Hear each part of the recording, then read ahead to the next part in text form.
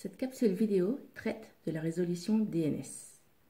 Alors imaginons que j'ai tapé dans le navigateur web de mon PC l'adresse depinfo.u-sergi.fr. Mon navigateur va devoir contacter un serveur DNS afin de pouvoir trouver l'adresse IP associée à depinfo.u-sergi.fr. Le serveur DNS à contacter a dû être renseigné sur mon système. Et ces serveurs DNS correspondent en général aux serveurs DNS indiqués par mon fournisseur d'accès ou par mon organisation. Parmi les serveurs DNS qui ont été indiqués pour ma machine et qui se trouvent sous Unix dans le fichier /etc/resolve.conf, mon système va en choisir un arbitrairement et va le contacter. Ensuite, ce qu'il va faire, c'est exprimer une requête de type A. Alors une requête de type A, c'est une requête qui a un nom DNS, comme depinfo.u-sergi.fr, va demander l'adresse IP qui y est associée. Alors, que fait un serveur DNS qui reçoit une telle requête? Alors, pour pouvoir résoudre une telle requête, il va examiner l'adresse DNS à résoudre, depinfo.u-sergi.fr. Alors, les serveurs DNS travaillent toujours en absolu, en FQDN. L'explication des chemins en absolu, donc en FQDN, vous avait été donnée dans la vidéo précédente. Alors, ce que va faire le serveur DNS pour résoudre depinfo.u-sergi.fr, c'est identifier les serveurs DNS gérant la zone point. Il faut savoir que tous les serveurs DNS de l'Internet connaissent les adresses IP des serveurs DNS de la zone racine, de la zone point. C'est codé en dur dans le fichier de configuration de tout serveur DNS. Le fichier est nommé habituellement namd.root pour les serveurs DNS tournant sous le logiciel Bind, qui est la principale implémentation du service DNS. Alors vous voyez tout un ensemble de serveurs DNS gérant la zone racine. Lorsqu'ils sont interrogés, ils possèdent évidemment toutes la même information. Alors revenons au serveur DNS que j'ai interrogé.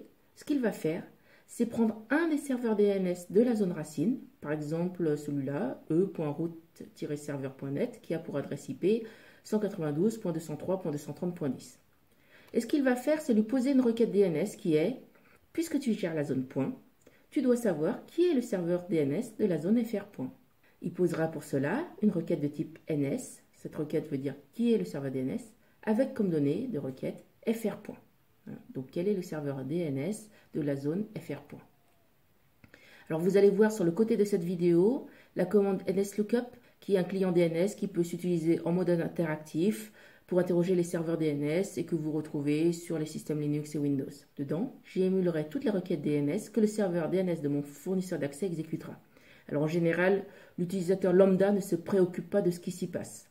Mais pour bien vous montrer toutes les étapes réalisées par le serveur DNS, je vais décomposer exactement tous les échanges que réalise le serveur DNS du fournisseur d'accès lorsqu'un client lui demande simplement de résoudre l'adresse DNS depinfo.u-sergi.fr.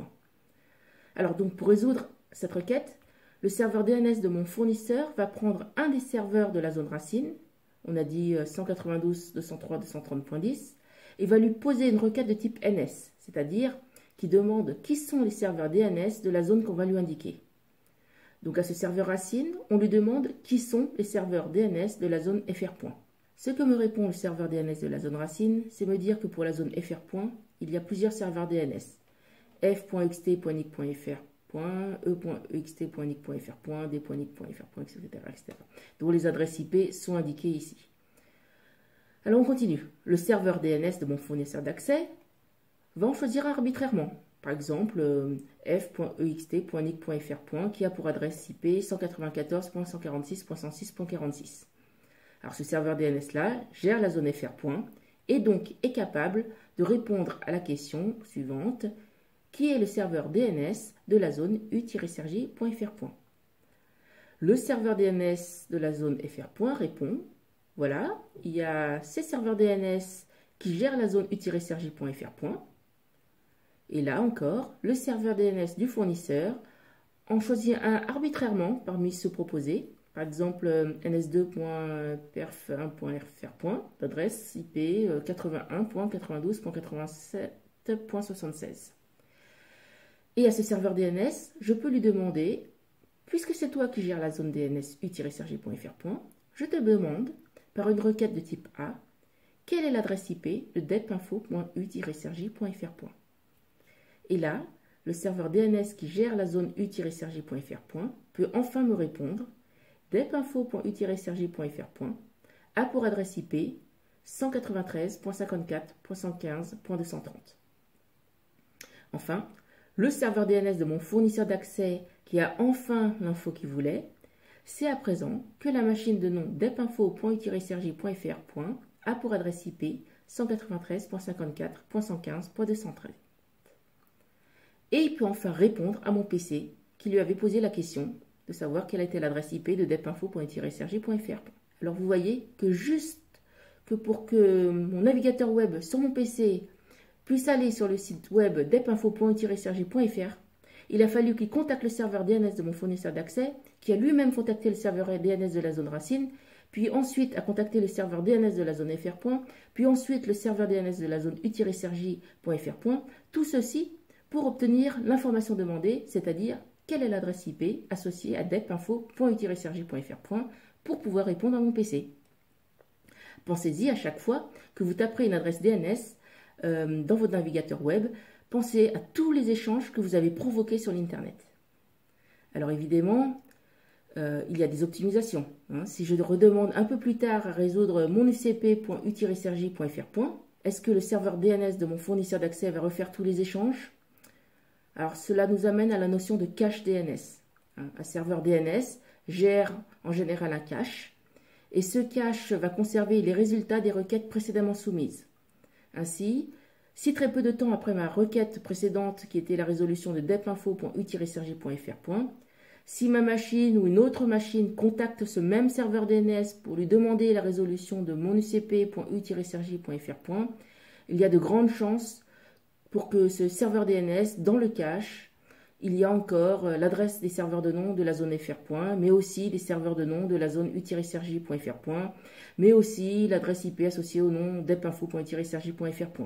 Et donc, si je demande qui est mon ucp.u-sergi.fr, le serveur DNS du fournisseur d'accès interrogera directement le serveur DNS de la zone u-sergi.fr, sans réinterroger le serveur DNS de la zone racine, ni le serveur DNS de la zone fr. Et il pourra ensuite donner la réponse au client. Alors de la même façon, si ma machine ou une autre machine redemande à ce même serveur DNS l'adresse IP de depinfo.u-sergi.fr, en consultant son cache, le serveur DNS pourra tout de suite lui donner la réponse. Le client, ayant obtenu l'adresse IP, pourra ensuite contacter la machine dont l'adresse IP a été résolue. Alors avec la hiérarchie DNS et ce protocole, les serveurs DNS peuvent résoudre les adresses IP pour tous les noms DNS qui lui sont donnés. Ce sont les requêtes de type A, mais ils peuvent aussi indiquer quels sont les serveurs de nom de la zone qui leur est indiquée. Ce sont les requêtes de type NS. Est-ce que ce sont les seuls types de requêtes auxquelles les serveurs DNS peuvent répondre? Alors on verra ce qu'il y en a d'autres dans les capsules vidéo suivantes.